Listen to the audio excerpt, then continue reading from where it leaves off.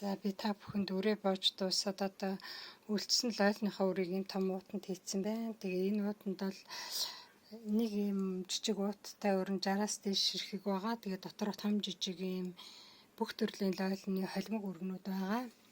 За амтд чинжүүний үр бас ийм хилүү үлдсэн. Боосны дараа энэ амтд чинжүү манай найз өхөн надад баахан амтд чинжүү өгсөн. Тэгээд ийм их үр гарсан. За тэгээд энэ үлдсэн өргөнүүдээ би ингээ та нарт боогод үлдсэн өргөнүүдээ ингээ бүгдийг жоохон ч гэсэн ингээ хийчихсэн байж байна. Явуулах гад тэгээд та бүхэн ийм гоё ирүүл био хүнсэн тэгээд эрхчил тариад ингээ та нар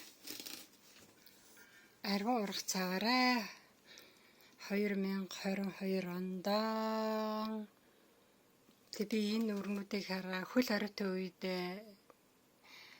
өөр авч чадахгүй гадагшаа гарч чадахгүй байхад байна.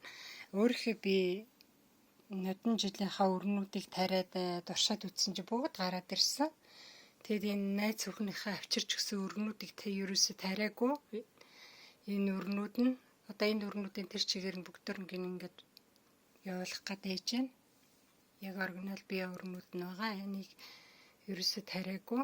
Дандаа өөрийнхөө тарьсан үрийг хурааж аваад тарьсан ногооноос үрийг аваад тарьсан учраас энэ өргөнүүд ингээ явж байна. Тэгээд энэ өргөнөөс миний тарьсан био өргөнүүд ийм био лалны өр амт чинжүүний өр ингээд ийм өргөнүүд бас явж байгаа шүү. За ингээ та бүхэн манай охинтой уцстаад энэ өргөнүүдээс аваарай. Ингээ та бүхэндээ амжилт хүсье. Ургацсан нарийн байх болтугай. Тэгээ надаас очисан энэ өргөнүүд маань сайхан ургаа та бүхэнд хариу ургац өгөх болтугай гэж ирвэ. За ингээд амжилт хүсье.